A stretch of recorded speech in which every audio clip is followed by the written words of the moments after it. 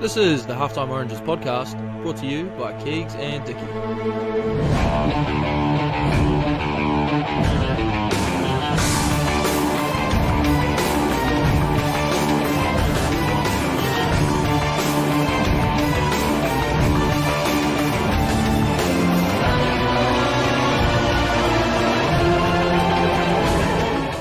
Welcome, folks, to this week's episode of Halftime Oranges. This week we have an 81 cap Tasman Mako, two-time NPC winner, one-time runner-up, 70 caps for the mighty Waikato Chiefs, two-time Super Rugby runner-up, current Munster player, 14 caps, I believe, if that's correct, five-time Māori All Black, four-time All Black 15 representative, and another one off the factory conveyor belt, as they call it, Mr. Alex Nankivell. How are you, man? I'm good, lads. I'm good. Thanks for having me on. Some No introduction. Yeah. I've tried to put my best foot forward there. Well done. Good to have you on. Keegs, how you going down in Italy, mate? Week off footy this week, so just chilling out. Quite honestly, doing fuck all really, but no, it's always good. Always good for freshen up, just refresh. Yeah, tidy. You got the week off as well, Nank? Yeah, bro. I've just been down in Spain, actually, down in Valencia there. One of my mates from school playing a bit of club footy, so I went down after the game on Saturday, and yeah, it's good. It's good to see the sun. Don't see the sun much here in Ireland. Yeah, that's tidy. So- Any stuff? Yeah, it's actually the Saturday night. There's a few other boys came down from London too, so there's about 8 of us maybe, and yeah, it's a big night. We got home at like 7:30 a.m. Like, Yes. Spanish night Yeah, party, Spain's man. good. Yeah, that's tidy. Yeah, it's fun, man. I've got actually one of the lads who I live with, one of his mates plays for Connacht actually, so he's over visiting Amsterdam during the bye week, so we'll just say between them, keep them undisclosed, but haven't seen much in the last couple of days. Yeah. He'll be hooking in, but good to see the boys make the most of the bye week. Well, you got the week off anyway. Yeah, you kind of have to, I guess. Like, we've been on the trot for, like 16 weeks, played 14 games, as you said. Probably a few more, actually, because I didn't play a couple, but yeah, it's good to get a change of scene. It's easy enough travelling around, so Yeah, it's good. how are you finding things in tidy. in Ireland, Nank, and the lovely Limerick? How are things there? I'm loving it, bro, to be honest. Like, had a bit of anxiety moving over, I guess, of the unknown, but like the culture, as you guys know, is pretty much the same as New Zealand. The lads got the same banter and enjoy the beers, and which makes life easy. And they're probably the only challenging thing is like the weather, to be honest. Like fucking training and the rain is sideways, and training on like club rugby grounds almost because the weather just ruins them, to be honest. So, but besides that, it's fucking awesome, man. It's just like, it's fucking brutal there. Like, if it's not raining, it's just grey skies. And it's just miserable. Like, other than the weather, it's like it's an unreal place. It's just fucking, it's pretty draining. Yeah, it's crazy, yeah. But like that's the beauty of being a travel easy. Yeah, you can get out and like I flew into Dublin this morning and drove back down to Limerick. And like it was an overcast day. Like it was a nice enough day in Dublin, and you drive kind of over the border into Munster, and it's fucking starts showering, and you can see the wind blowing. I don't know what it is. You would have missed bloody Dublin at a good time actually, because it was when you're in bloody Spain. It was a bit of snow down there, I think.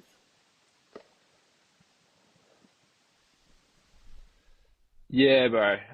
So that when we played Friday, it was actually snowing in Limerick as well, but obviously it got covered in Dublin. So that'd been pretty cool. But given that we had a game, maybe not. Like fuck, if it was snowing, man, it would have been a highly unproductive game, I'd say. Can we talk in? I just want to talk about. I was at the Munster Crusaders game in Cork there.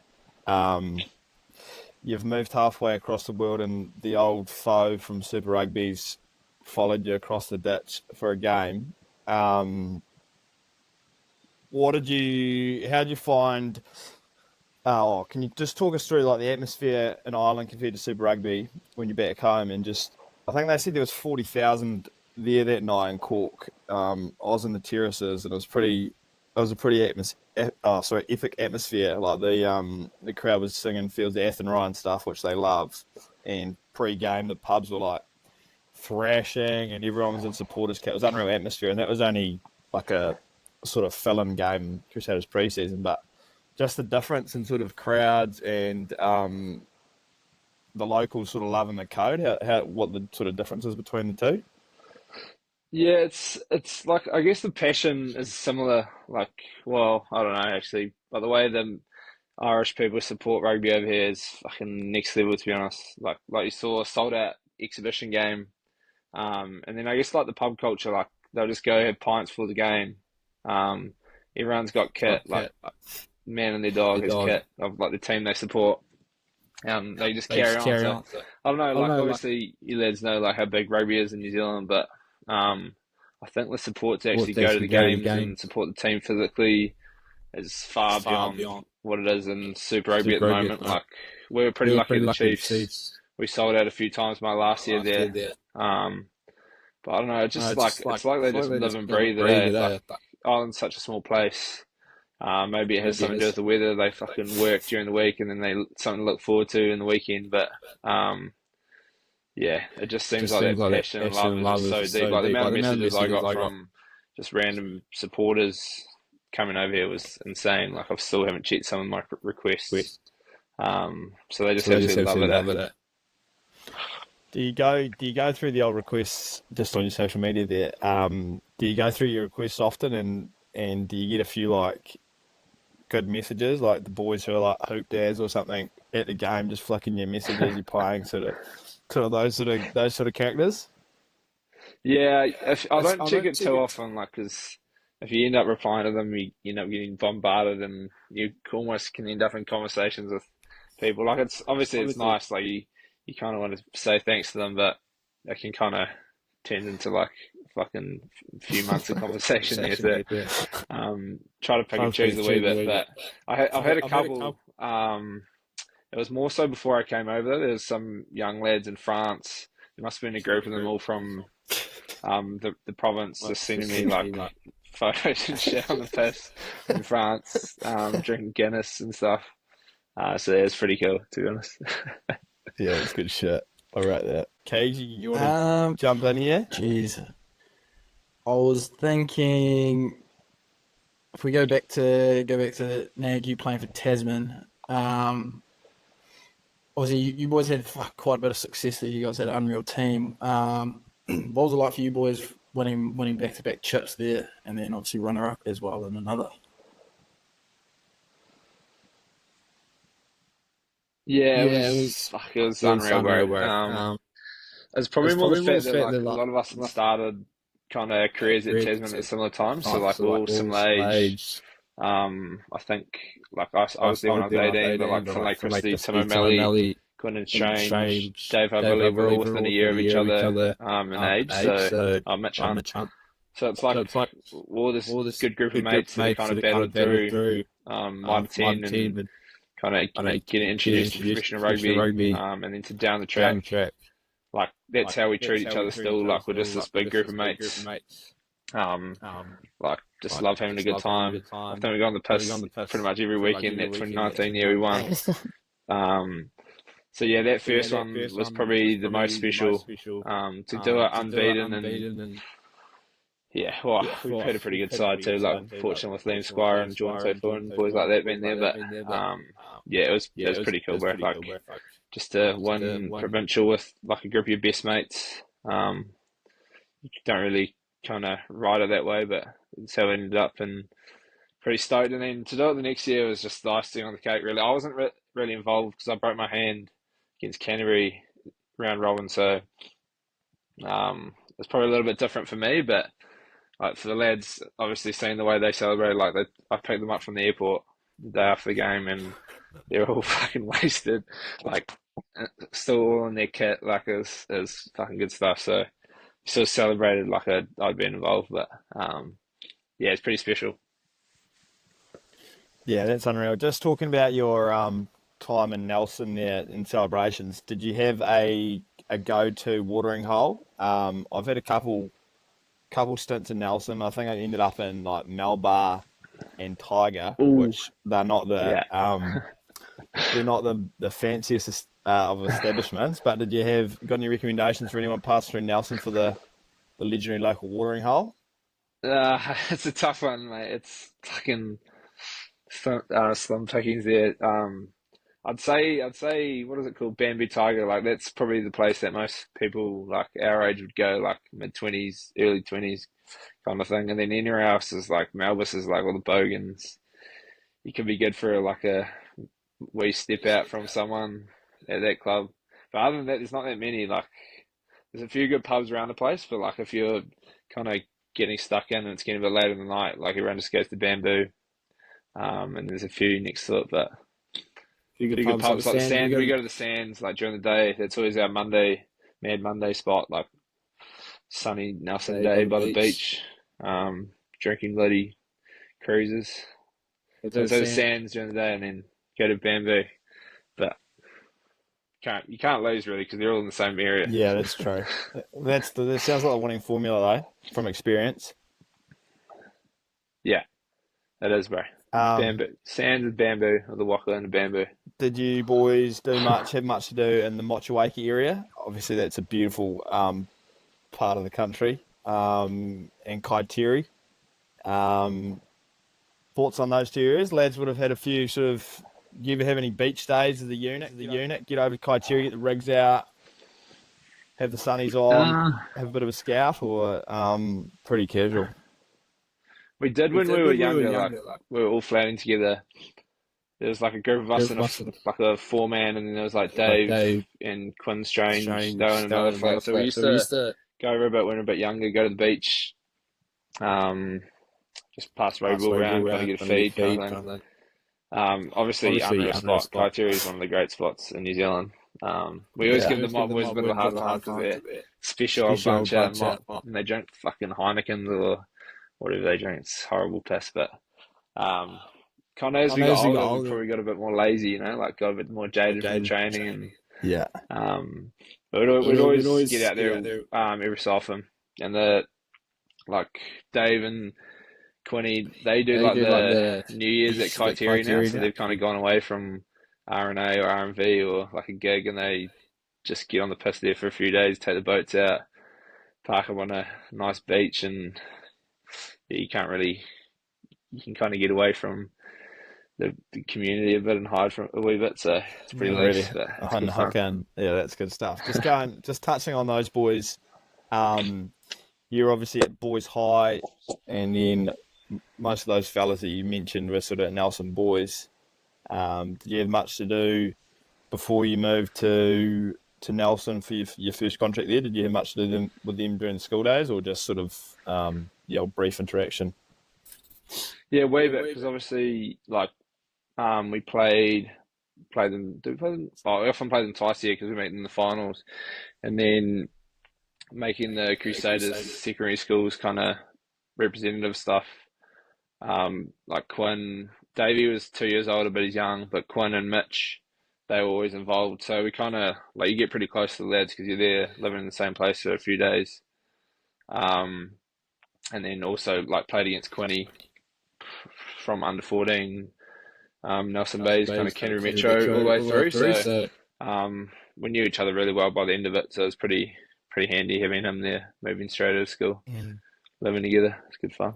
Yeah, that's totally. I've just got a question for you relating to first team footy. Sure, a few of my mates would love to know your answer to this question.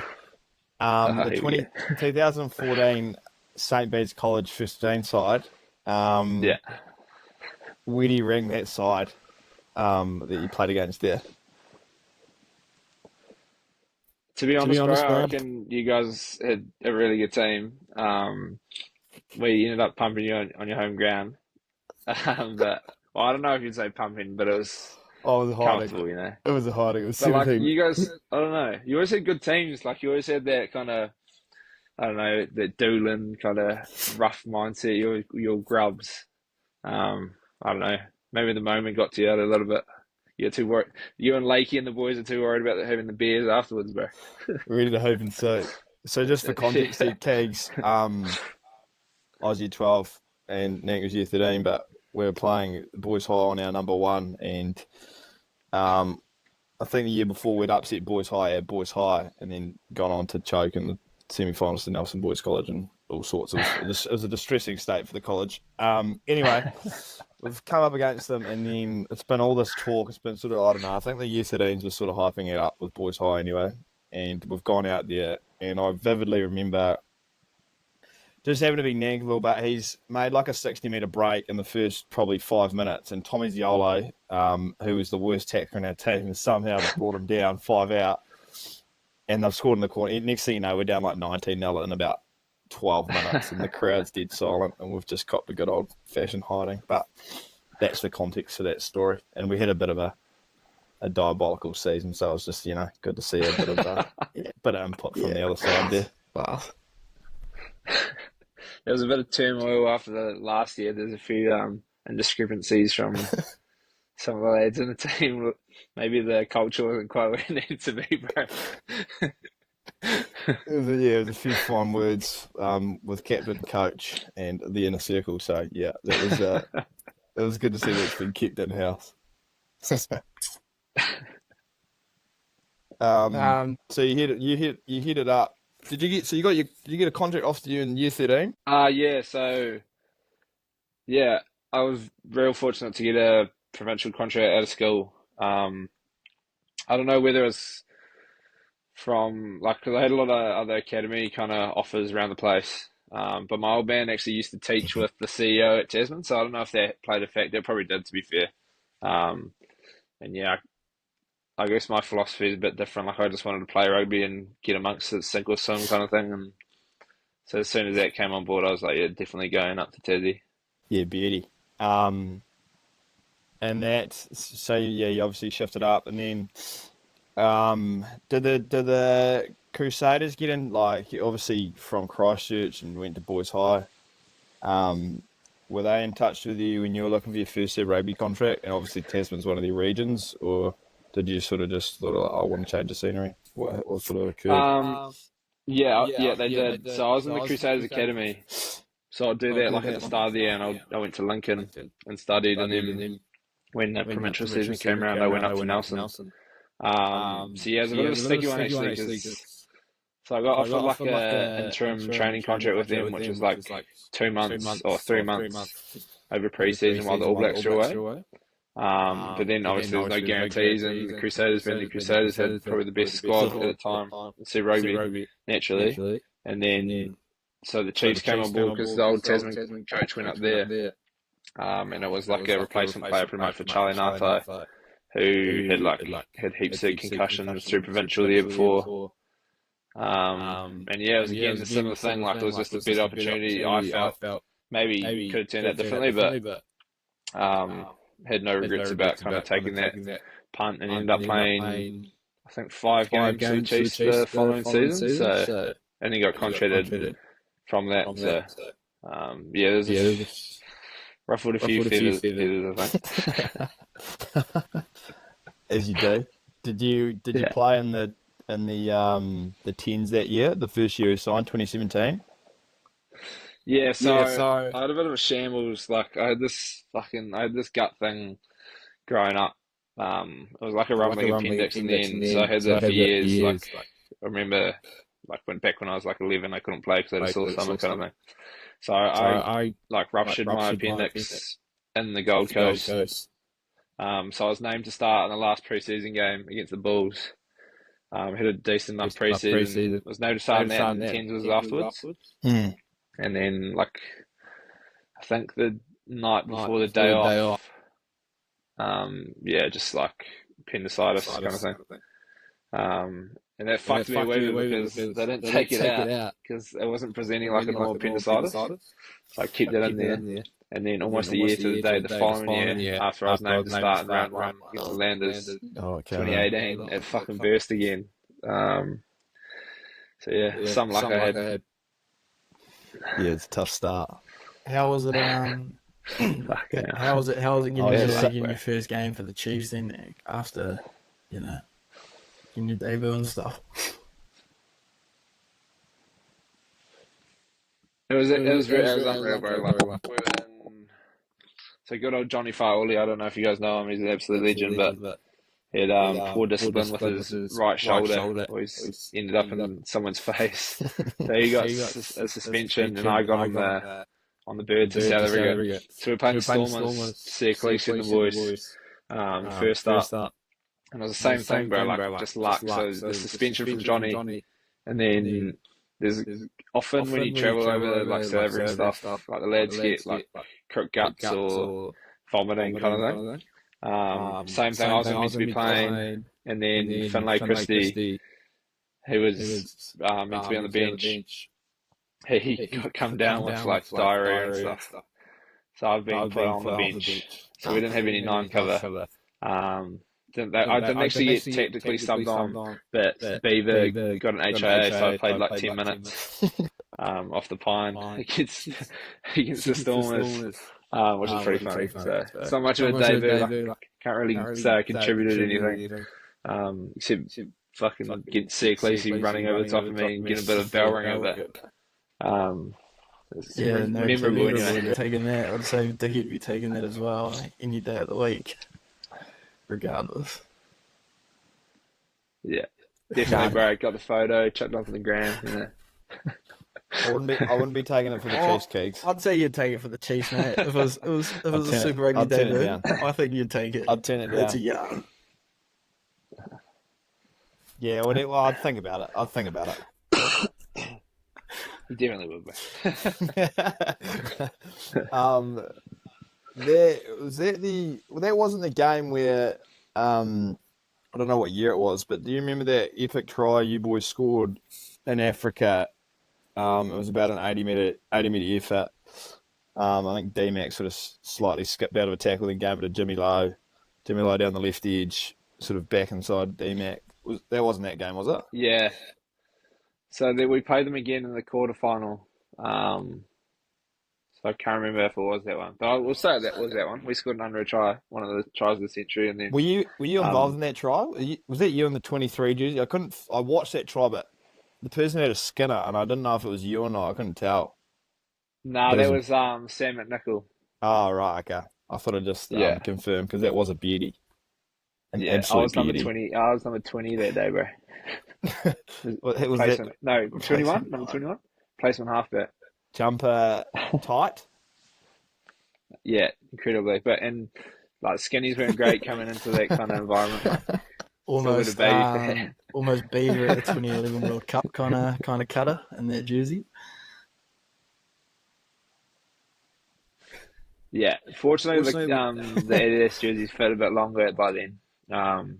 But yeah, she was tight squeezed. On the topic of you boys in South Africa, Nank, we read a little article saying that you guys were meant to go to South Africa. I think you were meant to be named in the starting squad, but you weren't let into the country. Can you talk us through this? Oh. Yeah, so this is fucking. I don't know what's going on at the stage of these. I must have been playing up or something. Like a fuck. So by the end of the Chiefs season, I'd kind of got a few games going.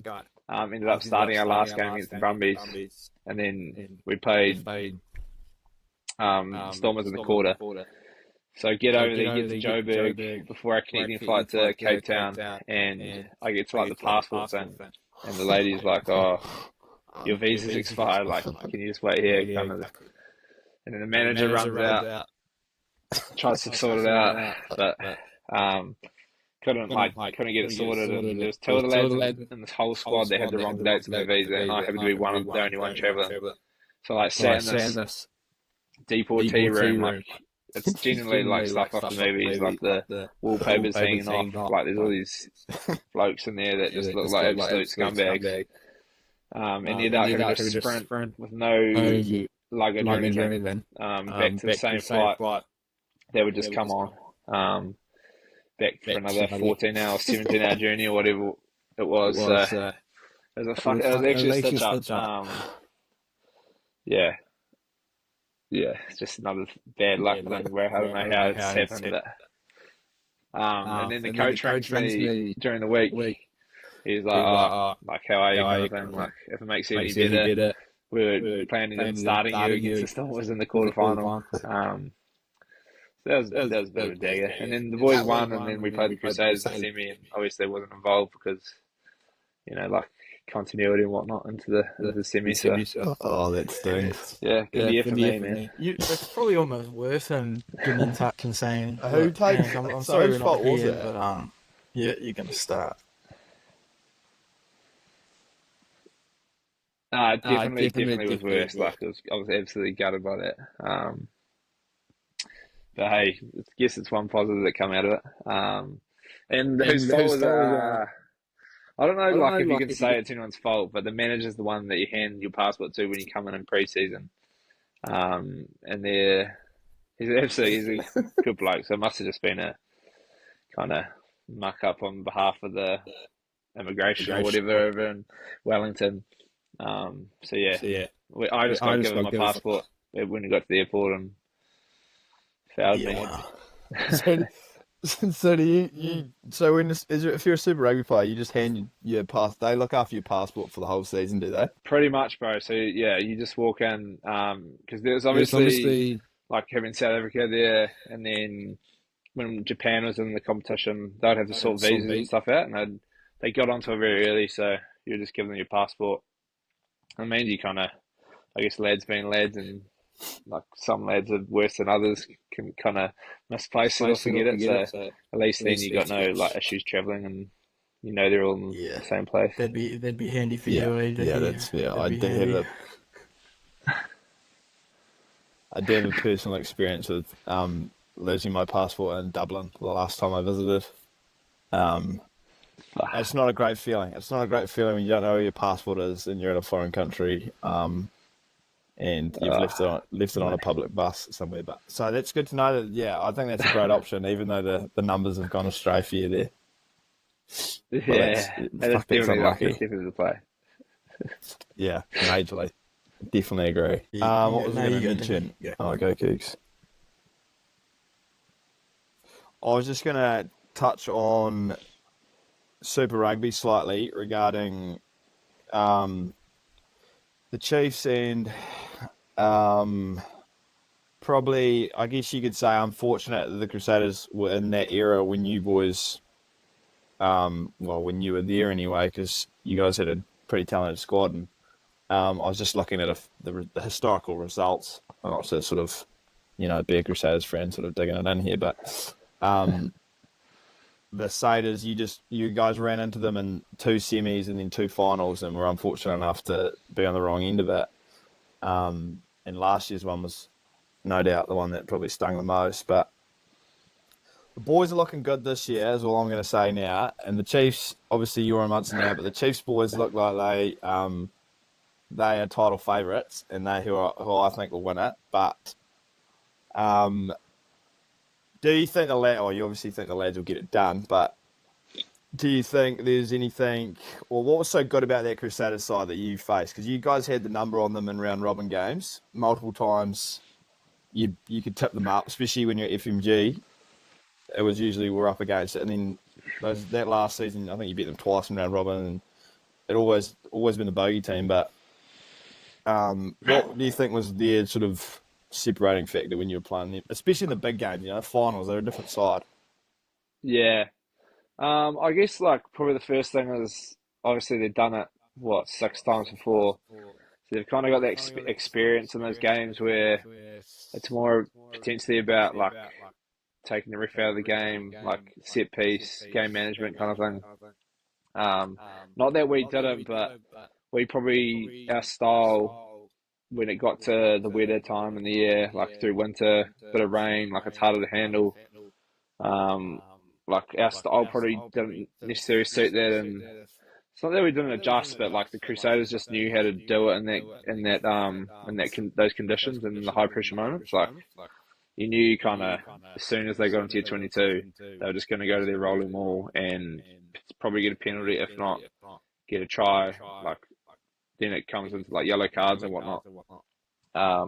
Like having guys like Sam Whitelock, Dog Roll, Barrett, Scott Barrett, like those guys, from what I've heard, just run an absolute clinic at the set piece. So yeah, like, and you saw that last game, like that overthrow penalty, they kicked straight to the corner and then were under the pump. Like, I don't know if they scored straight off that. Oh, I think they did actually.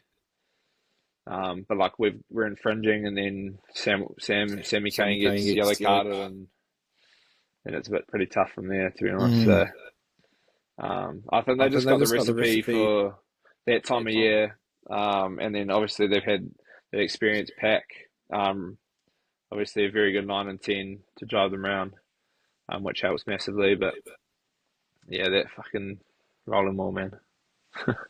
What are your thoughts on the rolling maul and footy as a back? And you've seen it. We saw in the World Cup.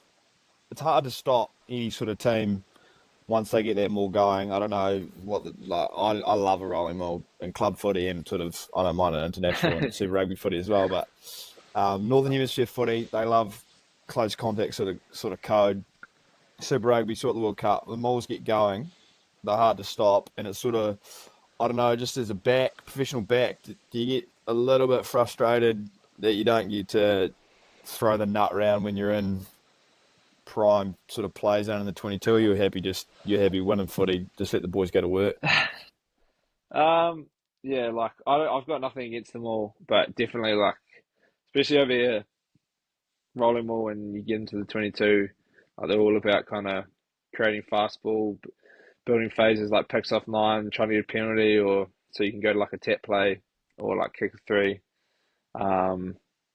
Obviously, like it's affected by the weather, but like that's the best place to attack. But it always seems like the last time we're going to get the ball is in the 22 kind of thing. But again, like if we're winning games, happy days.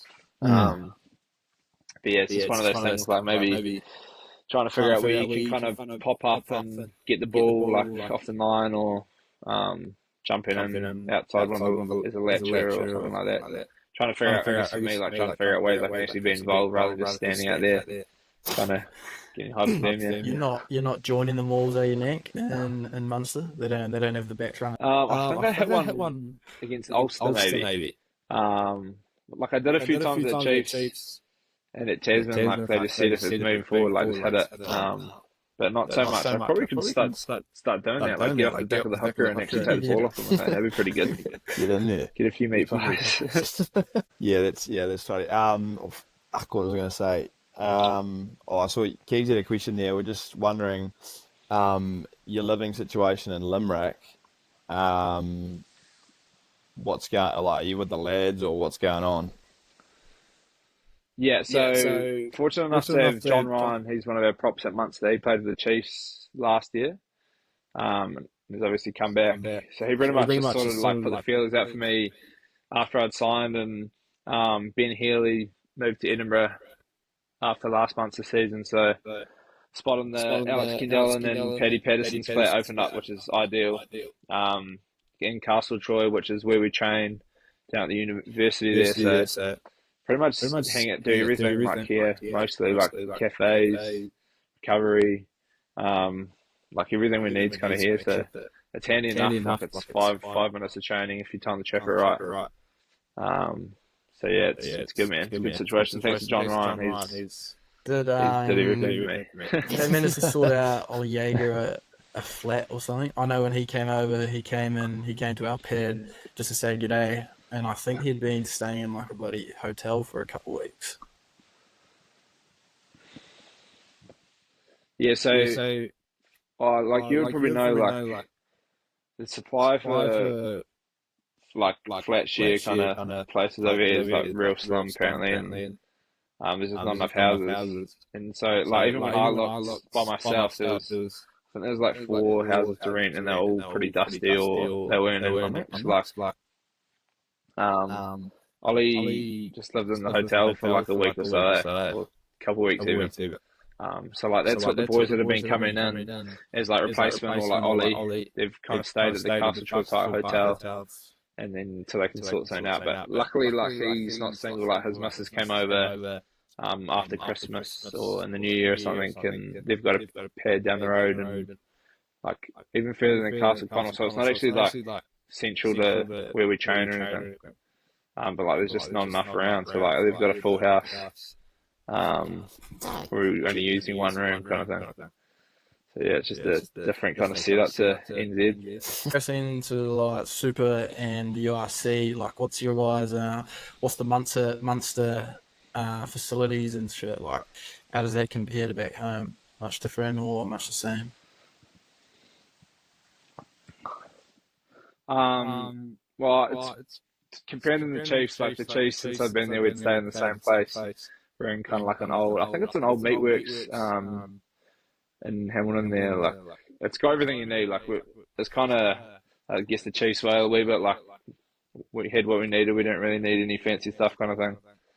So it's a lot better than that. Like we've got our gym's unreal. We've got the 2 training grounds, and then we've got like a 4G kind of down the road that we can use. And I guess like that's the perks of being at the University of Limerick. Like we can use the public gym if there's not equipment there. They've got like a big auditorium where we have meetings and computer room, breakout room, kitchen, players lounge. So it's definitely a lot better than the Chiefs was. I think kind of the like Blues and Crusaders are pretty flash. Oh, even the Canes, like they've got pretty good setups now. So I think New Zealand's moving in that direction. But we're just lucky at Munster. Like they must have worked out a deal with the university. So we've got like that big high performance centre off like the big gym and recreational kind of facilities there, swimming pool. So yeah, it's definitely that's a bit nicer. Real tidy. And then I was going to ask, is it week to week? Is it much different for like your training weeks in comparison? Very similar. So we go off the same as we do in New Zealand: Monday, Tuesday, day off Wednesday. Thursday's like a kind of dress rehearsal, so it's pretty full on. But then a bit shorter than Captain's Run Friday. But they do kind of change it around a bit, like depending on the travel, and obviously like we played a lot of long string of games at the start there. So they're like some days some weeks we won't have Captain's Run on the Friday. Others will train Monday, Tuesday, and then we'll do like a Captain's Run on Thursday if we go to travel. So they definitely have to change it around a bit more. And it's probably to do with the travel, and like we didn't really have a break, so you got to look after the lads and keep them fresh. But besides that, it's very similar. Probably train like the intensity is probably more up there over here. Like that's why I've struggled with a wee bit. Like playing the last few years at the Chiefs, it was pretty handy. Like I'd get managed, or we could jump out with one of the other boys that was playing in the midfield and kind of watch on the sideline, catch your breath, or just have a rest. Whereas here it's kind of non-stop unless you can't really do it physically. So it's been a little bit to get used to, but slowly getting there. Beauty. Nank, season at the moment, I'm just having a look. Your boys are tracking all right. 1-6 from 11, I think I'm looking at here. What's the feeling in the team that obviously defending champs? The boys last year went away to South Africa and won the final away, which was pretty epic. And it was good to see Leinster choke again, personally. I'm a big Munster guy. But you've got a run coming up where you've got a trip to South Africa thrown in there as well. Bulls and Lions. Bulls are tracking quite well at the moment. Found a bit of form. You've also got Connacht, Ulster, and Edinburgh to go, who are all in the 8. And things are pretty tight, sort of, from 5 down, or even for the second spot. Leinster are tracking pretty well there. How do your boys are pretty confident you can sort of slot in maybe even to that top 4? I don't know how you wouldn't have gone to Africa yet, I wouldn't think, for a tour from the north. So it'd be interesting to see how that compares going from the south. but you targeting a few games there, the Irish ones, and your tour away. Has there been a bit of talk about the big tour to South Africa, because there'll be a couple of big games there? Yeah, it is like the Bulls are fucking unreal. Like watching them play, they play some good footy. And it's always tough, obviously, to travel, and then you're playing in pretty hostile environments over in South Africa. So it's probably more so been about like the span of games through the Six Nations, like the best opportunity that we have to kind of try and get 5 points every week. So like we're targeting that first and foremost. And then we go into Europe, so there's like a few different things to focus on. But obviously like big picture, like the lads are real confident. Obviously winning it last year, pretty similar squad. And then like the games that we've kind of lost, they're always niggly ones, because they're like the games that I guess it's a bit biased coming from me, but you could say that we could have won a lot of those games that we played, like Ulster, even that first Munster game. Those games are potentially like a few decisions, a few moments that swung the games. So yeah, the lads are confident, but it's more so just like get through this next block while the Six Nations are on. Try and get as many points as we can, and then kind of head into good stead going over to South Africa there, knowing that it's going to be pretty tough. But then again, like I think that even coming back from that, like after the games you mentioned there, like they're going to be at home at Tasman Mako, so the lads will definitely be confident at home playing against Connacht and Ulster there. Hopefully get maximum points if possible. Build the momentum into the finals. Yeah.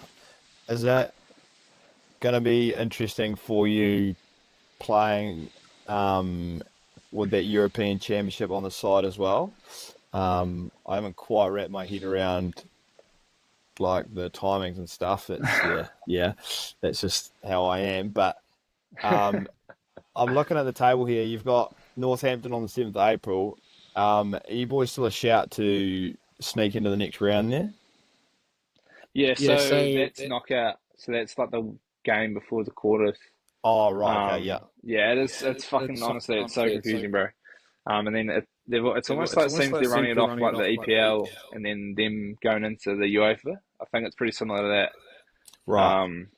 Obviously, the format's a wee bit different because there's less teams and stuff like that. But it is a bit weird. Like you go from URC, which is like the normal comp, and then you have European Cup next week, and like the week just feels completely different. Like it's so intense. Like it's all just focused on the game, like and winning in the weekend. So hopefully we can beat Southampton. Northampton. Probably should have beaten them at Tasman when we played them in the last round there of Europe. So fingers crossed. Yeah, there we go. Is it quite? Do you guys prep for that quite differently, like mentally? Like, because obviously, especially now, it's into the knockout rounds, but like, I would have sort of thought the URC would be your main sort of comp, but like, do you guys prioritise the Champions Cup? Or Yeah.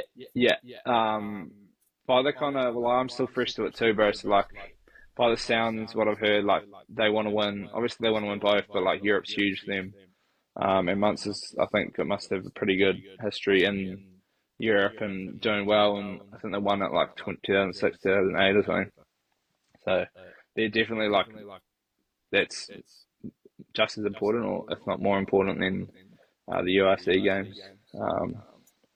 So it's high pressure. Yeah, it's interesting. Yeah, it's interesting how they throw that comp in, and then it's interesting. What's it like with the boys when, like, obviously in the Six Nations now, like you guys don't have your international boys with you. Like, does it affect the team that much and stuff? I don't think it does. Like, we're actually pretty lucky because we're fully integrated with like our academy and all the younger boys. So like they train with us the same as if the Irish lads are there, and it's just good development for them. So like you don't notice it too much. Obviously, like the big names like Crowley and Craig Casey and like the game driver's not been there. It changes a little bit, but like we've got Joey Carberry who could easily be in the Irish team. He's a fucking phenomenal player.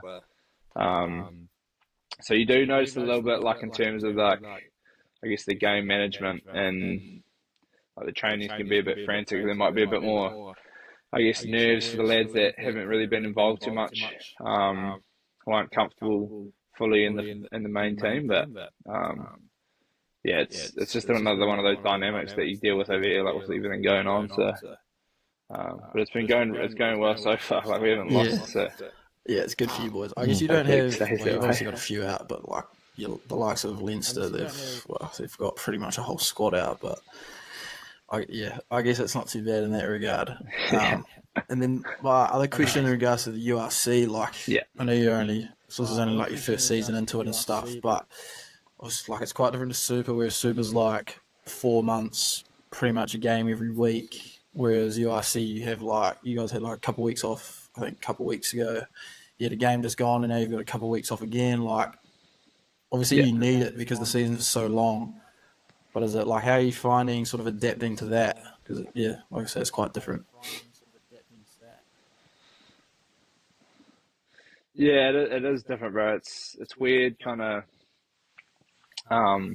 Like in New Zealand, you can just bang, bang, bang. Like you got that continuity there.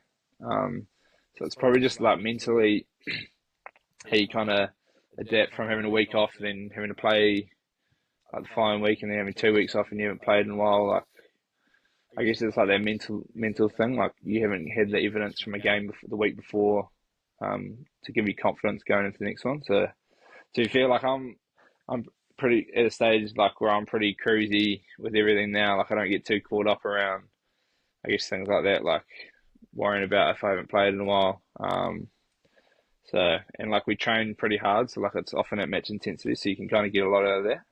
But yeah, I'd say if I was real OCD or like anal around my preparation and having strung a few games like the weeks before, then that would definitely affect me a lot more, I'd say. But I'm not actually finding it too bad, to be fair, bro. Like my body's fucked. Like I think I've played like 40 games in the last 12 months or something like that, from Super to AB's 15 to NPC and then now this. So for me, it's just like, it's almost like a relief having a break and giving the body a chance to rest and recover. Yeah, I was just going to ask that, whether you're finding it's better or worse for the rig, but that obviously answers that question with all that code in there. Good to have the week off in there. And obviously with your training being intense during the week, so it doesn't really make a difference anyway. You still get your contact and stuff, and your rig's still used to it, but it just gives you a chance to head over to Spain and see the lads, I guess, for a weekend. Did you get the full week off? They give you the full week off, or just the weekend, or what? Yeah, so we played Friday, and then we don't come back until Monday, so full week off, which is unreal. You get given GPS and you got to do a few running blocks, but like that's a bit of a luxury, really. You can do whatever you want and just run remotely. So lads, a few of us actually heading off to London tomorrow morning. We've got like a Munster dinner, which just going to add to the week. It's going to be epic. Yeah, that'll be tidy. Are you are all the boys staying together? Is that a team event, or are you hunkering down at a mate's flat, or are you boys in a hotel, or how are you running it? So it's like I think there's 8 of us, something like that. Apparently Munster do them kind of all over the world. Like it's just a big fundraising dinner, just to connect with old players or sponsors or people that have been affiliated to the club.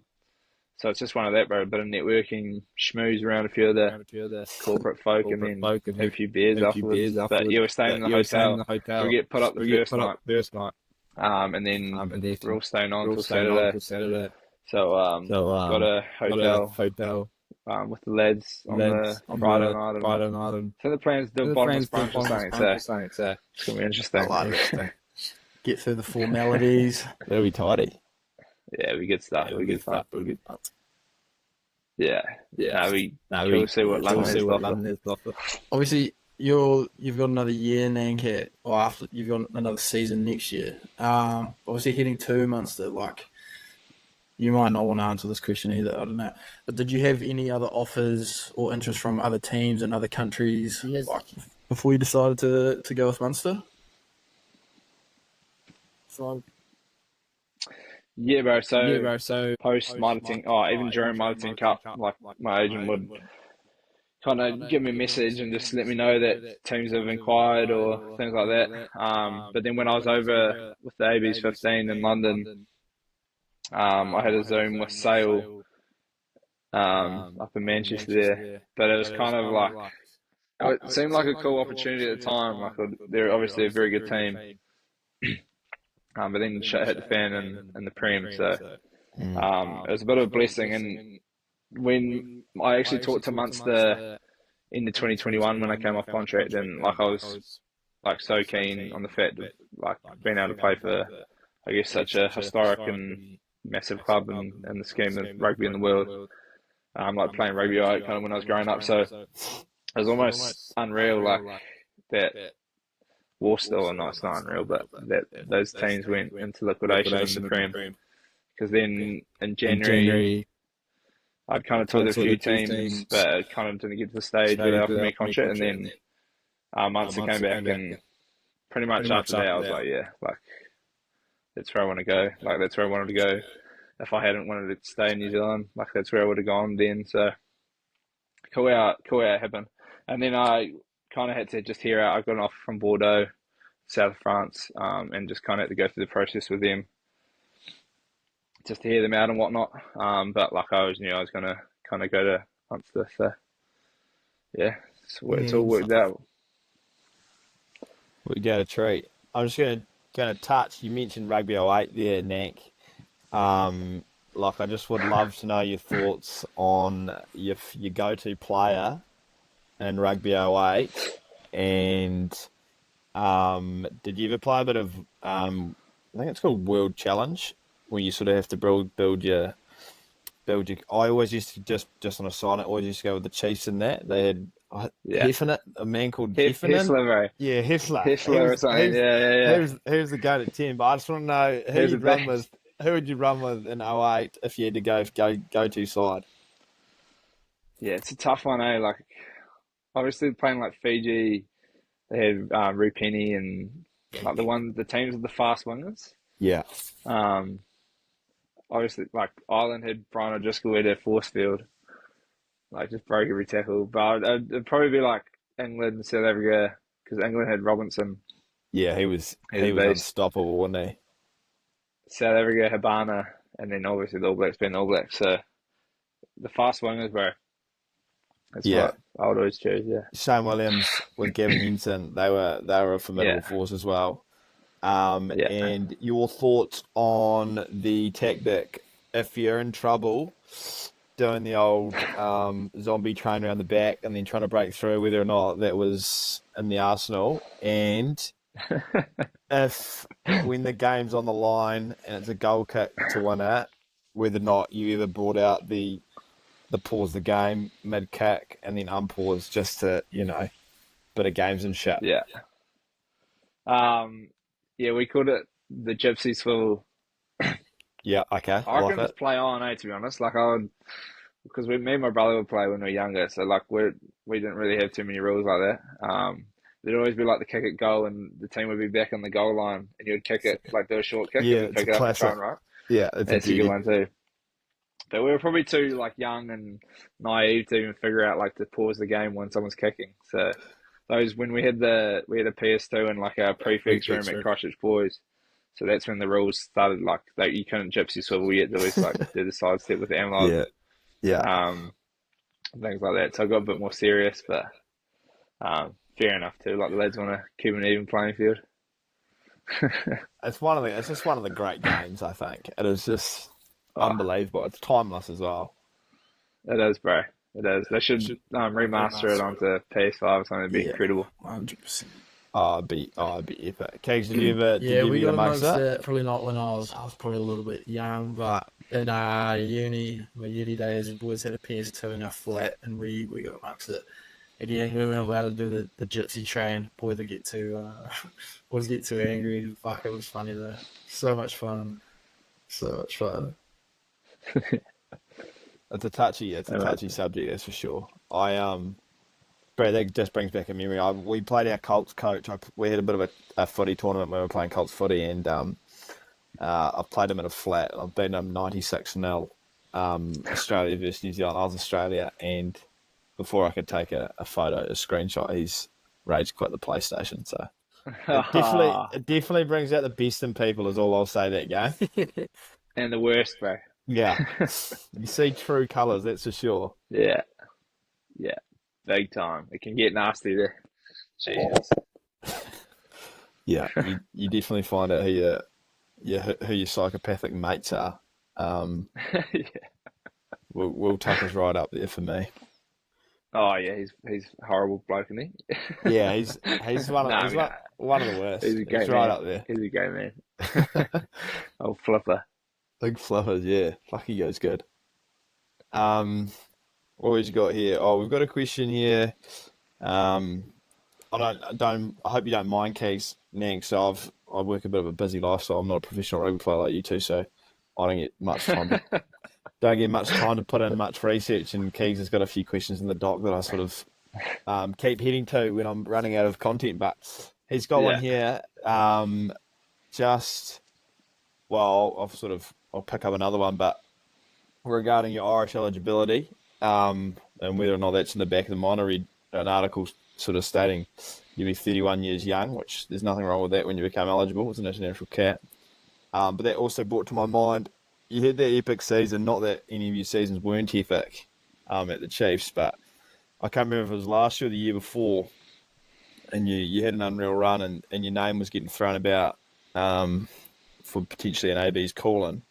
I was just wondering, player of your sort of experience Super Rugby and calibre, and you're coming off contract, and or you had a good season there with the Chiefs, whether or not there was inquiries from the ABs on potentially what you need to do to get in there, and obviously your thoughts on maybe playing for Ireland.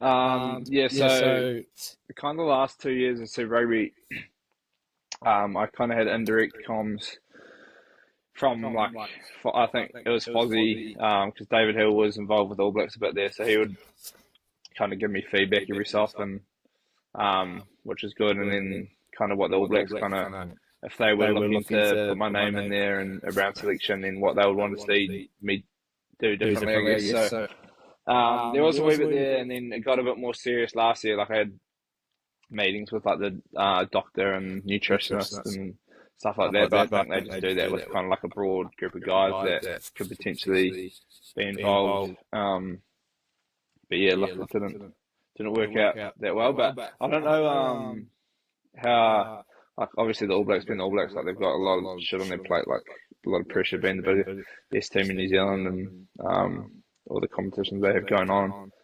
So like I don't know how much they'll do for like guys that are there or thereabouts in terms of communication and feedback and things like that. I think it's always a bit more indirect through like the Super Rugby coaches and stuff like that. But yeah, had a wee bit, I guess, but nothing ever from like the man's mouth, like right? Okay. The coaches or anything like that. But yeah, just having like meetings and stuff with the All Black staff was pretty cool and a bit of an eye opener for me where I was at the time. I'd signed a Munster obviously by then, so that kind of changed a few things, but it was still cool to be like obviously like I signed with Munster, but then I still I had like a desire to play for the All Blacks, obviously. So yeah, I was kind of just playing that Chiefs season as best as I could to potentially get a call into the World Cup squad or be like an injury replacement if someone got injured or something like that. So you never really know if that was the case, but because I don't tell you. But yeah, and sorry, you got a question? I was just curious on that aspect of it, because I remember when James Lowe was like an unstoppable force for the Chiefs on that left wing, and I just thought, oh geez, he's a walk-in, he's got to be a walk into the squad. And I remember someone telling me that this would have been like fifth-hand news, if it's even getting close to it, that they just sort of told him apparently that he might have not been the sort of player they were looking for on the wing, which I remember just thinking it was just I just couldn't quite understand it. And now he's obviously gone to Ireland, and he's one of the best wingers in the world. He's got that massive hoof of his. But I just it's interesting to see how those fringe players who get talked up in the media, you guys are playing well, if there is any communication. But no, it's an interesting one, as you said. Yeah, James Lay's an interesting one, because like he had a point of difference, like obviously that left boot.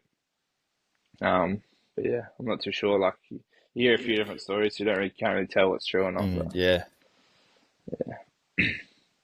But would you play for? Oh no, I won't ask that. Actually, we can just take that as every day comes. But what are your thoughts on NZRU if they were to move towards selecting players who aren't on contract in New Zealand? Obviously, well, South Africa do it, and then Australia, I can't remember if they still do it, but they had like might have been a 50 cap rule that they brought in, I think, potentially, or something like that. Did you think that'd be detrimental to Super Rugby? Seems like it's, in one word or another, it's in some strife, to say the least. That could potentially kill it. But what are your thoughts on that? Because it's a topic that's always about. It's an interesting one, eh? Like, obviously, I think when Razor was asked a question around it, like for me playing overseas, like I'd say yes to it straight away. But like I think Super Rugby and provincial rugby in New Zealand potentially isn't in the best place. I know provincial rugby is in a great place at the moment in terms of like just financials.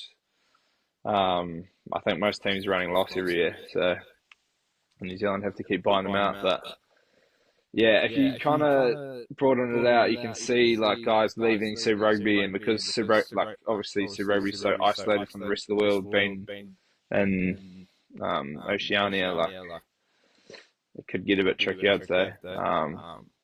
Like South Africa kind of have to do it because they weren't in a competition. And then Australia obviously had to do it because they haven't been going very well. But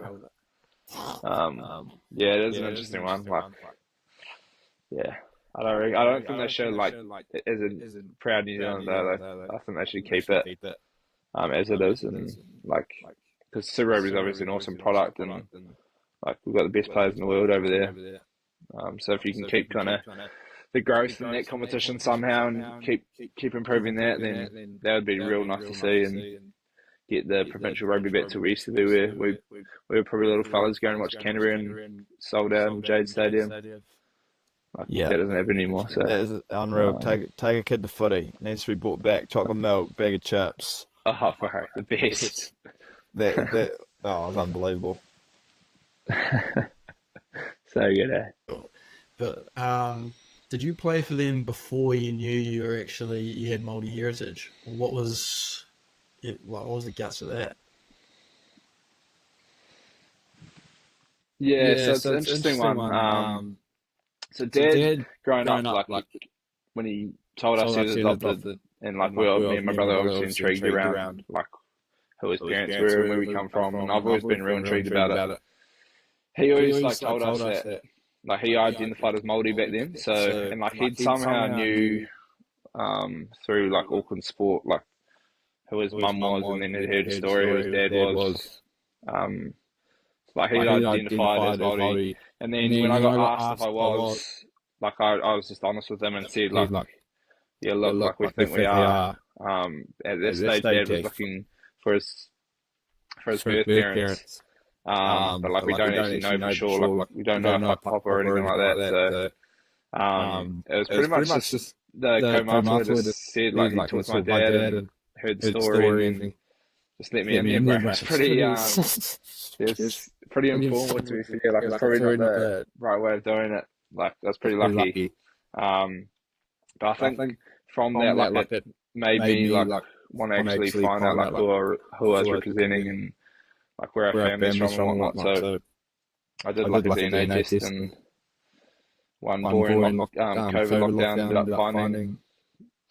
finding Dad's whole family pretty much, which is crazy. So it was a bit of a because I was always felt guilty about it, like, and I was good mates with like Shawnee Wainoi and Tutoitua, Triple T. So like I actually asked them before I went in, like we had an India cheese pissed up, and I said to them, I was like, lads, a few beers deep, lads, you get the confidence to give it deep and meaningful. Like I said, like we identify as Māori, but like we don't know, and like does that affect like what you guys think? Obviously they've grown up and Māori culture, and they were like sweet as. So that made me feel a bit better, but also made me want to find out what was going on. So fortunately, I found them, and I was Māori, because if I wasn't, fuck, it would have been a sticky one. Yeah, like playing for the Māori All Blacks just isn't about that. Like, well, from my understanding is that when you go into camp, like you got to do like some cultural like practices, or like you do quite a few activities like culturally based and stuff like that. Is that right as well? Yeah. So like my first year we did heaps, because it was a bit more around like actually the Māori culture.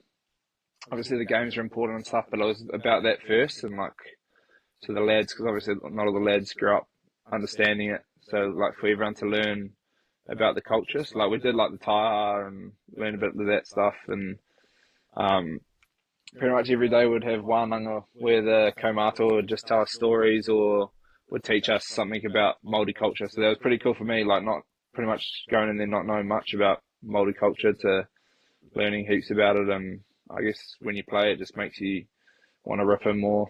So yeah, it's actually real cool to be a part of, bro. Yeah. Obviously, big time. we're probably getting near the end, I think, Dickie, but I just had a Nank a few at like obviously you're with Munster next year, but do you have any sort of plans to head back to NZ, or were you thinking about hanging around Europe? I know, like, pretty tough question. You might not have a clue either, but like, just any thoughts around that? Yeah. So at the moment, like, if I was to have to make a decision now, I'd want to stay at Munster. It's been unreal, and it's an unreal club, and obviously being an island, people are a class, and you can travel so easy. So that'll be number one at the moment. Like I feel like I'm always kind of pretty loyal. Like I want to give my all to kind of one team. Like I don't want to bounce around and take a Connie here and there. So hopefully that works out. If not, like it'd probably be to stay in Europe, to be honest. I can't really see myself going back and doing Super Rugby and provincial. I wouldn't write it off, but I kind of did that for Teddy for what 9 years and Chief for 7.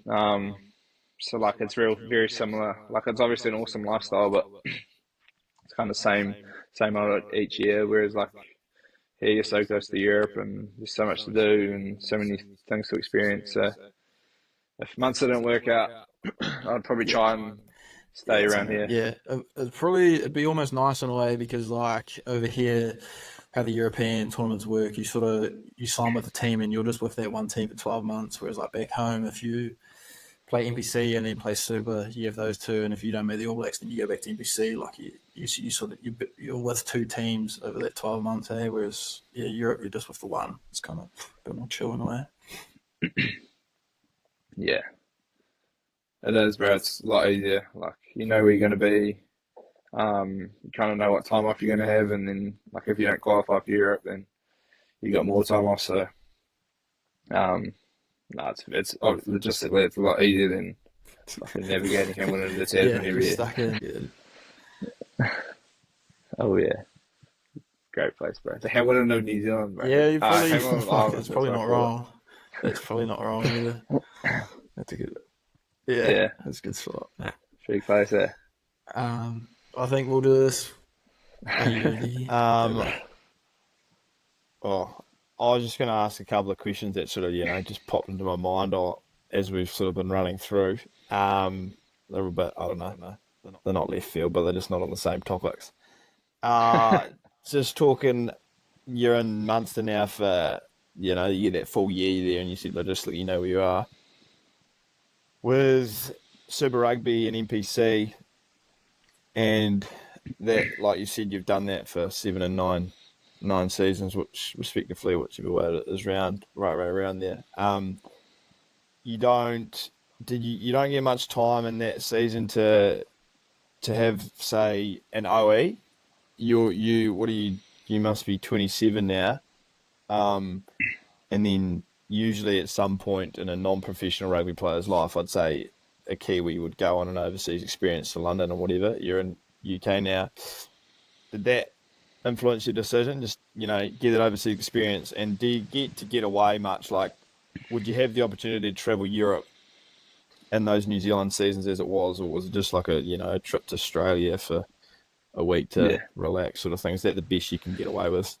Pretty much. Like, well, obviously you guys know how convenient traveling is here. Like, Australia's 3 hours away, Fiji's a couple hours away, and then like most of the boys will often away from the missus, so they'll go back and hang out with the missus, and then you're like, fuck, I'll go home and hang out with my parents, kind of thing. Like, so it's always a bit harder to figure it out and book a trip somewhere back home. So, on the Owie thing, like, I've always wanted to like travel, and obviously the last few years seeing everyone doing European summer looks like the best time ever. Like, so that definitely played a part. So it's pretty much my OE at the moment, bro. Like, but obviously Munster season first, and then we get 4 weeks off at least after we finish. So I'll be trying to get out and go see as many things as I can in that time, have a bit of fun. So yeah, it definitely played a part. Like, it was actually a big part in coming over this side of the world, rather than trying to like maybe go to Japan or something like that. Yeah, and that's fair enough. Europe's pretty good, I think. If you're a professional rugby player, it's bloody good. It's a bit rougher if you're a career driver in Netherlands, but not everyone's living the exact dream they want to.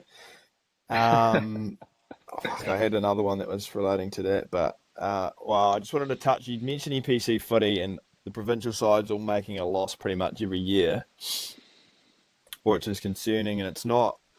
So I personally sort of miss the days where you look at the footage before Super Rugby had the professional era in 1996, and you still sort of had that provincial vibe early 2000s, where like a Canterbury Otago game was just like packed to the rafters. Carisbrook's Terrace is a chocker, and you just don't get the crowds anymore at those games provincially. But what are your thoughts? Do you have any thoughts on what they could, like, if there's any fix there? Like, I said on our last episode, it'd be good to take NPC games, take them to smaller grounds and get a couple 2,000 right around the pitch sort of thing. I don't know what ones would be in Tasman, like a club game in Mott, if the field's good enough, take a game out there, get it packed. But you got any thoughts on how you think that could be sort of saved, shall we say? Because it's on its it's on its way sort of downwards.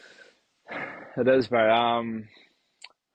I reckon like they started it a wee bit. You see teams kind of going smaller kind of club grounds, but I reckon like because you play Wellington and like the Cape Town side, for example, like there's got like 1,000 people there, and it's the worst stadium ever.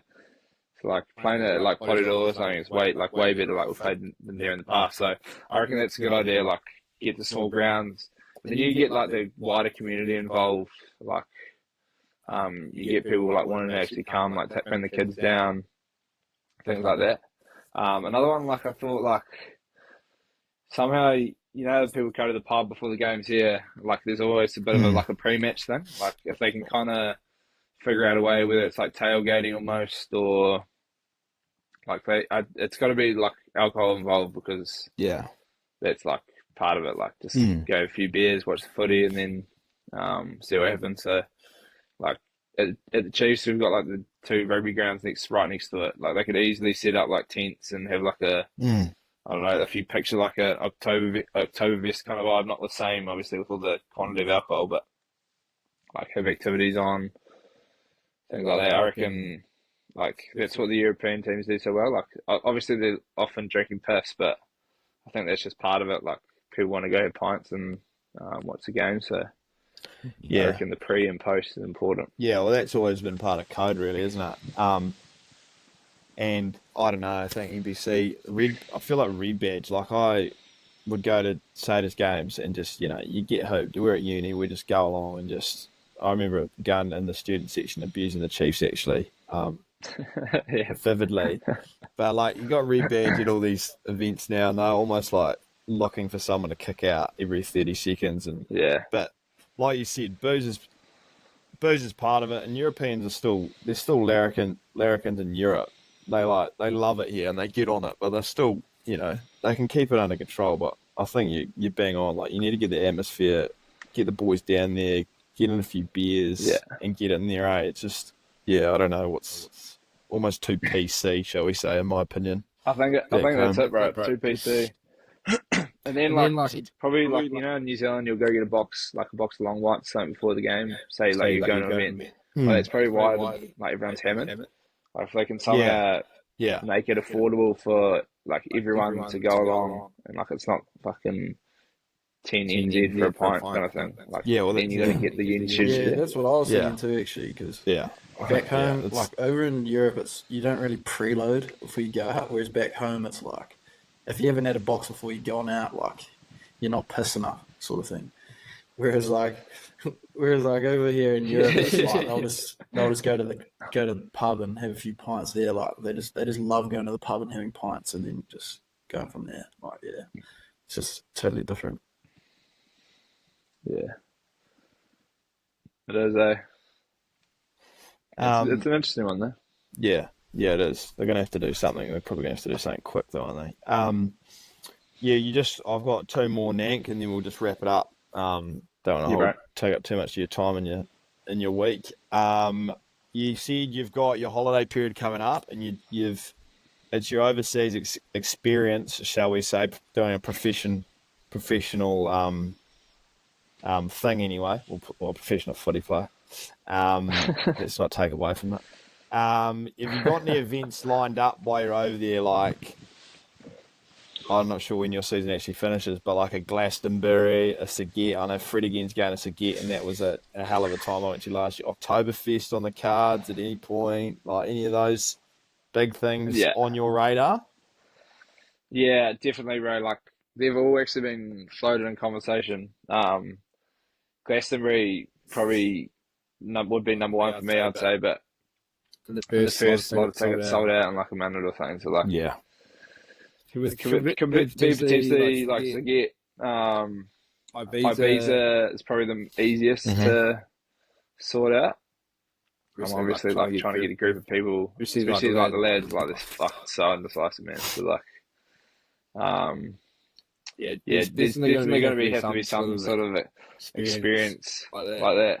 I feel like you'll be rude not to get stuck into one of those.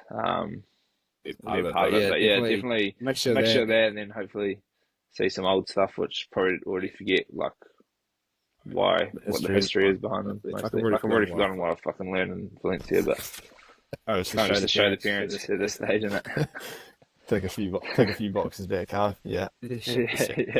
And then final question from me was just on the NRL, and are you a passionate Up the Waz fan, or do you have an Australian side? And would you ever play a bit of NRL footy if the opportunity came around as well?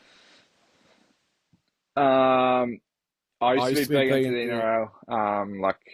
I was a Rabbitoh supporter back when GI and Co were playing, but kind of the older I got, I don't know, I played NRL fantasy a few years and just got the best of me.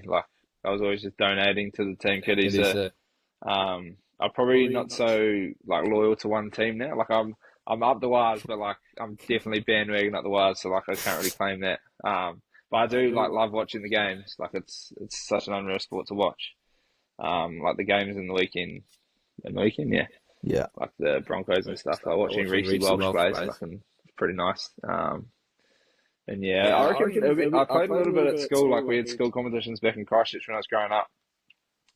So I'd say it'd be pretty fun. But it does look like hard work. You just run shuttles and you wrestle for a bit and then you run into a brick wall. So I don't know how good I'd be. I wouldn't be mentally tough enough for that, I don't think. But it'd definitely be cool to play. I don't think I would ever move from rugby professionally to play, but if rugby didn't work out in another life, then it'd be good fun to have a crack at the league. Yeah. Did you ever Borders game at Boys High, day boys versus Borders at all in league? Was it a thing? Yeah, we did. But I think most of the It must have been something to do with like first 15 or something like that, like some other sport. Like we weren't allowed to play on it, so yeah, it's shit. Just spectating that day. It'd be a good chance to take a few heads off, eh? So that is about it for me. But Keith, do you want to just start off with the sort of end of potty questions? Yeah. I'll rip into some of them. And then we'll wrap there's it a couple. up. I've got a couple that I don't actually have on there, Dickie, but there's one from a listener. Oh yeah. Ask him about Amsterdam and where his wallet went from the tour guide. Oh, fucking hell. Yeah, so it was after the AB's 15 tour last year. Played Sunday, had a big night Sunday in London. And then like a group of us flew to Amsterdam. Just like, I don't know, have a bit of a holiday after the two games. It was pretty much a piss trip. Like we didn't do any touristy stuff for the first few days. Sent it the first night.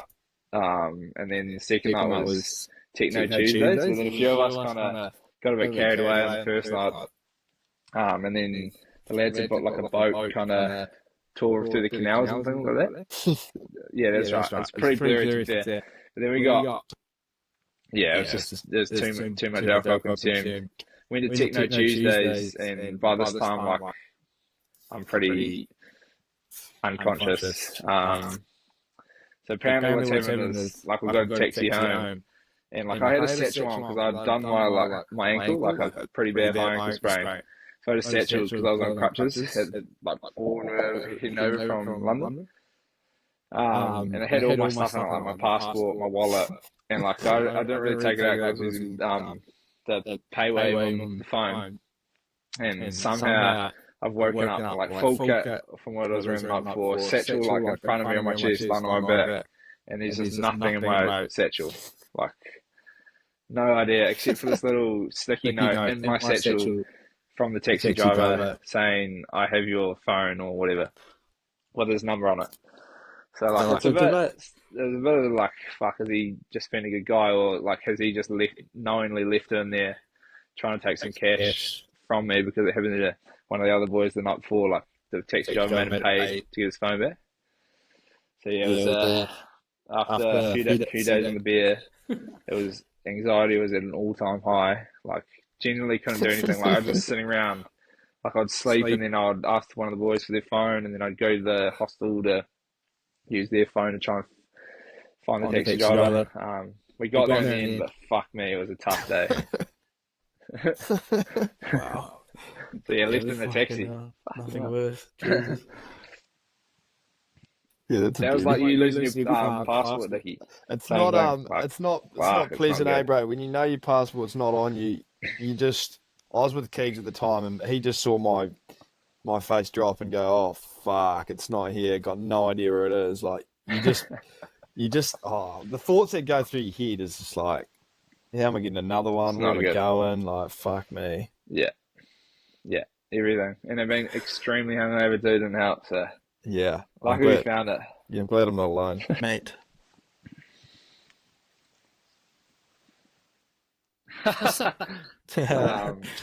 Definitely Chris Moore. That's from Speckman Fox. Is that what his guys will be laughing, is it? He's the man.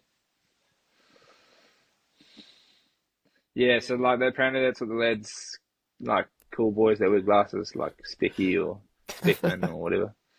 And it's just continued on from Speckman to Speck Magic like this. Springbok sevens, but all sorts carry on. But Give him take a bit of offence to that one. Yeah, it's good stuff. Yeah, he is always Specky. Yeah, he's a Specky too. Specky, that fella. Undercover one, bro. He's a good man. He's a good man. Legend. He's yeah. He's a good man. Do you want to go one for one of these? Just last couple, so. Yeah, I'm happy to. Yeah. Yeah. First one, shower or grower?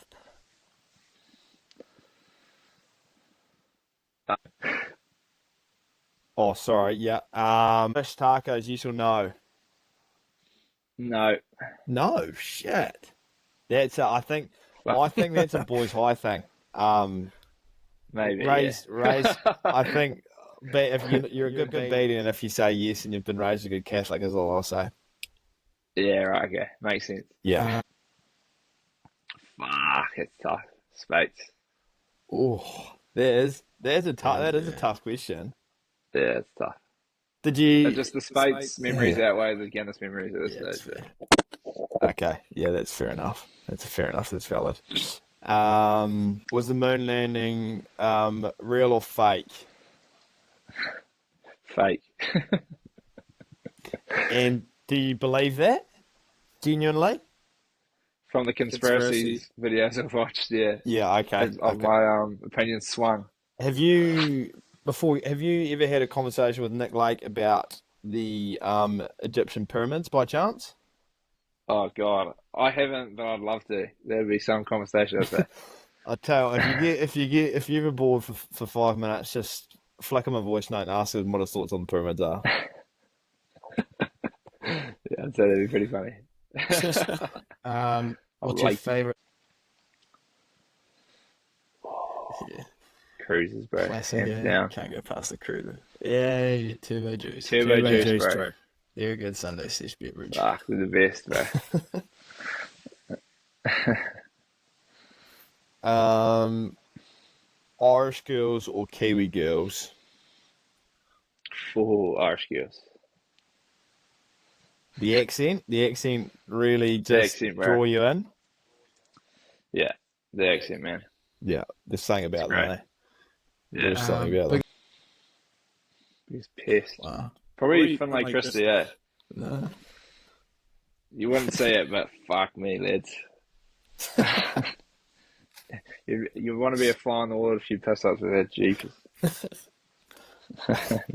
Are you it's all PC though. It's all PC, always, yeah, always. But do you reckon you can, I'm not sure about what your media is back home, but do you reckon you can almost be a little bit less PC in your media obligations in the Northern Hemisphere compared to the Southern Hemisphere at all?